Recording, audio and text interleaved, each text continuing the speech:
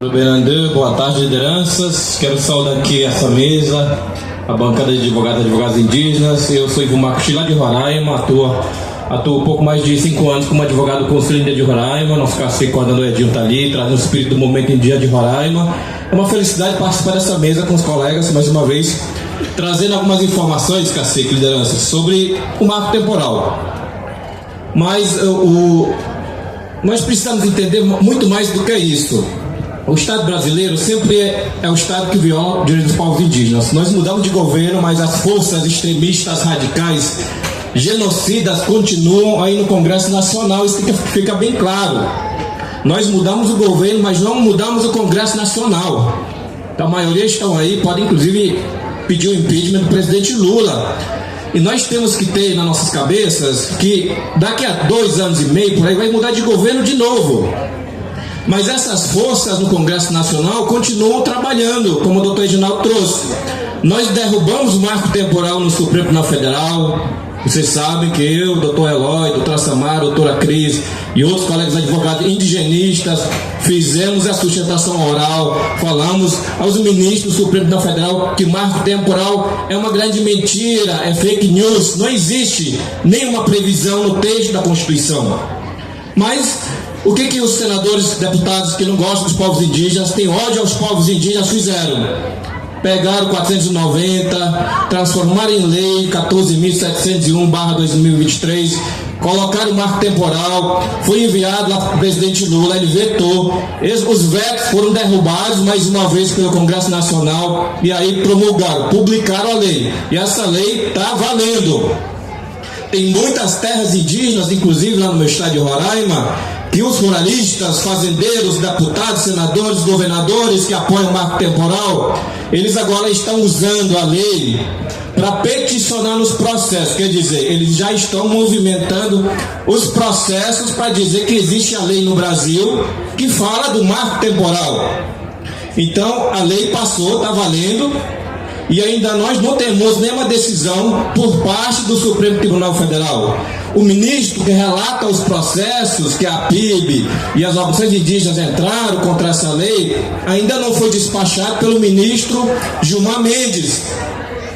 E existem muitas ações, inclusive os ruralistas, os partidos, inclusive que vão estar nas comunidades, os territórios, PP, PL, União Brasil Republicanos, essa bancada ruralista, eles entraram com ação no Supremo pedindo que o Supremo declare a lei constitucional. Quer dizer, para que o Supremo fale que essa lei está de acordo com a Constituição.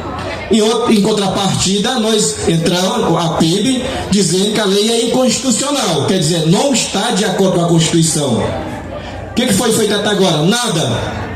E o que nós vamos agora pensar e estudar? É nós, advogados indígenas, as organizações indígenas, base da COIAB, por meio dos seus advogados, a própria COIAB, ingressar nesses processos, fazer incidência no Supremo Tribunal Federal, para dizer que precisa de uma decisão liminar do Supremo Tribunal Federal para declarar essa lei inconstitucional, porque o Supremo já decidiu que o marco temporal é inconstitucional. Mas essa lei, parentes, não traz só marco temporal, traz outras violências, por exemplo, como a não consulta às comunidades indígenas para construir bases militares, empreendimentos, tudo mais. Viola o direito à consulta.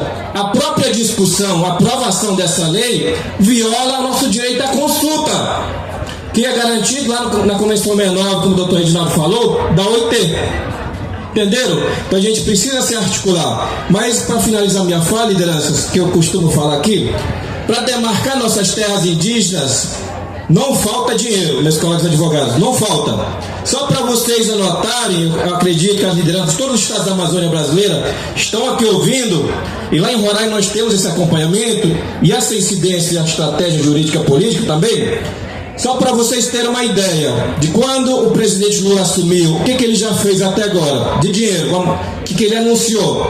Número 1, crédito rural. O presidente anuncia Plano Safra, 364 bilhões de reais para apoiar a produção agropecuária nacional até junho de 2024. 2, União e Reconstrução. O governo lança um novo parque de 1.700 bilhões de reais. E vocês sabem quantos desse recurso vai para o estado de vocês? para causar impacto, construir ferrovias, rodovias, hidrelétricas e outras coisas mais. Só lá no meu estado de Roraima são 28 bilhões 600 milhões de reais. E nós falamos para o presidente Lula lá na Casa Civil que se ele está anunciando dinheiro, vai causar impacto nas nossas terras indígenas. Vão ocupar as nossas terras indígenas, alagando as terras indígenas, inclusive com grandes lagos de hidrelétricas, tudo mais.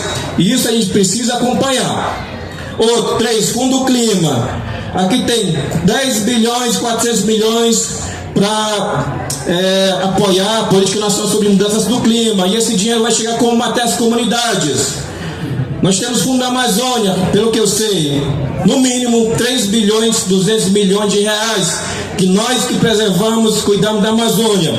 E tem também a questão da política partidária, que o parente falou de manhã. Existe uma cota para indígenas agora que está em discussão. Então vai ter parente concorrendo, vai ter dinheiro para apoiar esses parentes, para fortalecer a nossa luta política. Quer dizer, dinheiro tem, parente. Nós temos que cobrar pelo menos 2, 3, 4, 5% do PIB do Brasil para demarcar as nossas terras indígenas. Se a gente não cobrar, esse dinheiro que o presidente Lula anunciou, vai tudo para onde? Os ruralistas, os empreendimentos e as nossas demarcações. E a FUNAI, que está sem 1 bilhão, só está com pelo menos meio bilhão. Nós precisamos de bilhões também na FUNAI. Por que não falar de um PAC de demarcação das terras indígenas? Se dinheiro tem, temos que demarcar nossas terras indígenas também. Então é isso que eu queria trazer para nós. E nós, advogados indígenas, precisamos também nos preparar cada vez mais, porque nós precisamos também ocupar espaço do Poder Judiciário. Juízes federais, desembargadores, ministro do Supremo, promotor de justiça, procurador da República, também indígenas. Só assim, parente, a gente acredita que a gente vai começar a mudar algumas coisas.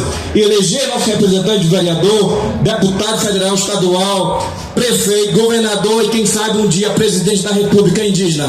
Essa é a minha palavra. Obrigado.